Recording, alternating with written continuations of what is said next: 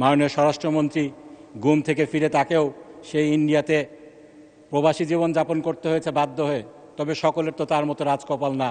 তিনি ফিরে এসেছিলেন, বিরচিত সম্বর্ধনা পেয়েছিলেন, আবার তিনি এস আলমের গাড়িতে চড়ে সম্বর্ধনা নিয়েছিলেন। যাক, সেদিকে যাচ্ছি না। আমার 2001 থেকে 2004 পর্যন্ত সৌদি আরবে পড়াশোনা করার সুযোগ হয়েছিল। সে সময় একবার আপনার সাথে হজ করারও সৌভাগ্য হয়েছিল।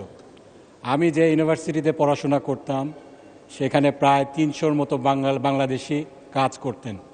অধিকাংশই পরিচ্ছন্ন কর্মী ছিলেন। সকলের যেই কাহিনী, ঘটনা, গল্প অনেকটা একই রকম। বাবার জমি বিক্রি করে ঋণ নিয়ে 3-4 লাখ টাকা খরচ করে সৌদি আরবে গিয়েছে। বেতন মাত্র 300 থেকে 400 রিয়াল, বাংলাদেশি টাকায় 5,000 থেকে 8,000 টাকা। এর মধ্যে আবার 100 রিয়াল কেটে রাখা হতো একামা রিনিউ করার জন্য। তারা সেখানে পরিবার পরিজন নিয়ে যাওয়ার সুযোগ পেতেন না। এক রুমে 20-25 জন করে গাদাগাদি করে থাকতেন। তাদের সেই ক্যাম্পগুলো আমার ভ্রমণ করার সুযোগ হয়েছে। দেখেছি সেখানে কীরকম মানবতর জীবনযাপন তারা করেন। আমার 2004 সালে সৌদি আরবের পড়াশোনার জীবন শেষ হয়। এরপরে পেশাগত কারণে, বিভিন্ন কারণে 20 বছরে বহুবার সেখানে যাওয়ার সুযোগ হয়েছে। তাদের ভাগ্যের কোনো পরিবর্তন আমরা দেখিনি। মাননীয় স্পিকার, সেই ভাগ্যবঞ্চিত লোকেরাই আমাদের দেশে প্রতি বছর প্রায় 1.68 বিলিয়ন টাকা রেমিটেন্স হিসাবে পাঠান।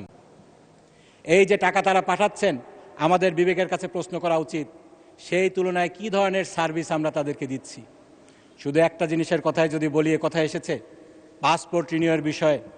এ ব্যাপারে আমারও একটা বাজে অভিজ্ঞতা আছে। আমার ছোট ভাই গত ফ্যাসিবাদের আমলে মালয়েশিয়ায় পড়াশোনা করতেন। তখন তার পাসপোর্ট বাতিল করা হয়েছিল। সে সময় মালয়েশিয়ায় কয়েকবার যাওয়ার সুযোগ হয়েছে। সেখানকার মালয়েশিয়ান হাই কমিশনে আমি গিয়েছি, দেখেছি সেখানে কীরকম লম্বা লাইন এমআরপি পাসপোর্টের জন্য। এখন পাসপোর্ট হয়েছে, কিন্তু সেই পুরানো সেই ভূত সেটা রয়ে গিয়েছে। এখনও 7-8 মাস লাগে পাসপোর্ট পেতে। জনগণের কান্না, পাসপোর্ট রিনিউ হয় না, ভিসা এক্সপায়ার করে যায়, তারা ইল্লিগাল হয়ে যান। তাদের এত কষ্ট করে, এত ঋণ করে যে বিদেশে গিয়েছেন, সেই বিদেশে তারা ইল্লিগাল হয়ে মানবেতর জীবনযাপন করেন। আমাদের সরকারের টনক নড়ে না। গত মাসে মালয়েশিয়ায় গিয়েছিলাম। 10-15 বছরে তাদের সেই ভাগ্যের সেই সমস্যার সমাধান এখনো হয়নি। মাননীয় স্পিকার, আমাদের সেই রেমিটেন্স যোদ্ধারা এই পাসপোর্টের অভাবে, যেই পাসপোর্ট আমাদের মৌলিক মানবাধিকার, সেটার অভাবে কীরকম সাফার করেন সেটা অবর্ণনীয়।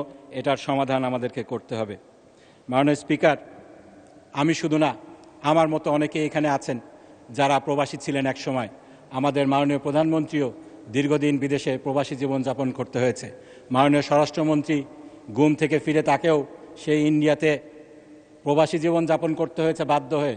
তবে সকলের তো তার মতো রাজকপাল না।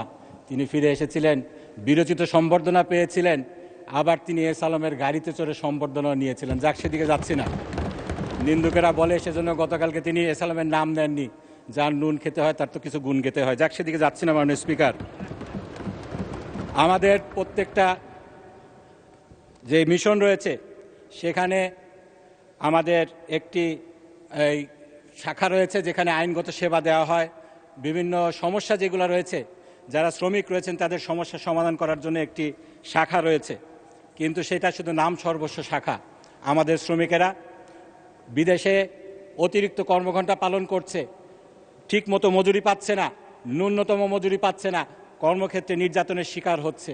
আমাদের সেই শাখাগুলো কোনো ব্যবস্থা নিতে পারছে না। আমার যেটা প্রস্তাব হবে, প্রত্যেকটি বৈদেশিক শাখায় একজন করে আইনজীবী নিযুক্ত করা হোক। যদি বাংলাদেশের আইনজীবীদের সমস্যা সমাধান করা সম্ভব না হয়, স্থানীয় আইনজীবীদের প্যানেল করা হোক। তারা এই সমস্যাগুলোর সমাধান করবেন, এই সমস্যাগুলো দেখবেন। মাননীয় স্পিকার, নারী শ্রমিকদের ব্যাপারে বলতেই হয়, গত 8 বছরে 800 নারী শ্রমিকের লাশ ফেরত এসেছে। 70,000 নারী শ্রমিক নির্যাতিত হয়ে দেশে ফিরে এসেছেন। আমরা আইনগত কি ব্যবস্থা নিতে পেরেছি? মাননীয় স্পিকার, গত কয়েকদিন আগে আমেরিকাতে এক পড়তে যাওয়া দম্পতি, তাদেরকে নৃশংসভাবে খুন করা হয়েছে। তাদের লাশ দেশে ফেরত এসেছে, এজন্য সরকার উদ্যোগ নিয়েছে, এজন্য ধন্যবাদ জানাতে চাই। কিন্তু সেই পরিবারটিকে সেই সিভিল এবং ক্রিমিনাল রেমিডির জন্য কি ব্যবস্থা নেওয়া হয়েছে, এই বিষয়টি আমি প্রবাস কল্যাণ মন্ত্রণালয়ের যিনি দায়িত্বপ্রাপ্ত আছেন তাদের কাছ থেকে জানতে চাই। মাননীয় স্পিকার, গত কয়েক বছরে 2012 থেকে 2025 সাল পর্যন্ত প্রায় 6,000 রিপোর্টেড পাচার হয়েছে বাংলাদেশ থেকে, নারী পাচার হয়েছে। এটা আনরিপোর্টেড আরও বেশি থাকার কথা। এই নারী পাচার রোধে, মানব পাচার রোধে, এই মডার্ন স্লেভারির যে বিষয়টা রয়েছে, এই বিষয়ে আমরা কি করছি এটা আমাদের ভেবে দেখা দরকার। মাননীয় স্পিকার, আমি এরপরে দীর্ঘদিন যুক্তরাজ্যে ছিলাম, যে যুক্তরাজ্যে আমাদের দেশের প্রায় 5 থেকে 7 লক্ষ লোক বাস করে। আমার এক মুরব্বী ঠাট্টা করে বলতেন, তোমরা যারা ইউরোপের উন্নতর দেশে থাকো, আমেরিকাতে থাকো, তোমরা প্রবাসী না, তোমরা নিবাসী। কারণ তোমরা তো দেশে ফিরে আসবে না, সেটাকেই তোমরা তোমাদের দেশ মনে করো। মাননীয় স্পিকার, আমি ফিরে এসেছি। আমার মতো অনেকেই ফিরে আসতে চায়, কিন্তু তারা ফিরে আসতে ভয় পায়। আমাদেরকে চিহ্নিত করতে হবে, এই ভয় শুধু জানের ভয় না, এই ভয় সম্মানের ভয়, এই ভয় ভালোভাবে বেঁচে থাকতে পারবে কিনা সেই ভয়। আমাদের যে দেশ থেকে যে ব্রেন ড্রেন হয়ে যাচ্ছে পাশ্চাত্য বিশ্বে, এটার কারণ কি? প্রথম জেনারেশন তাদের দেশে ফেরার একটা স্বপ্ন থাকে, দ্বিতীয় জেনারেশন কেন বাংলাদেশকে নিজেদের দেশ বলতে লজ্জা পায়?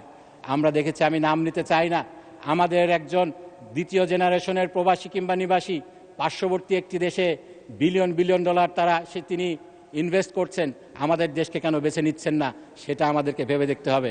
মাননীয় স্পিকার, সেজন্য আমি যেটা প্রস্তাব করতে চাই, এই বিষয়টাকে টপ প্রায়োরিটি ধরে একটি সংসদীয় টাস্কফোর্স গঠন করা হোক। প্রবাসীদের সমস্যার সমাধান আরও একটা রয়েছে, আমি খুব সংক্ষেপে যেটা বলতে চাই। দীর্ঘদিন প্রবাস থেকে যখন তারা দেশে ফিরে আসেন, তারা যেহেতু দীর্ঘদিন প্রবাসে থাকেন, এখানের সমাজে তাদের ইন্টিগ্রেশনের সমস্যা হয়, অর্থনৈতিক পুনর্বাসনের সমস্যা হয়। এই সমস্যার সমাধানের জন্য আমাদেরকে ব্যবস্থা নিতে হবে।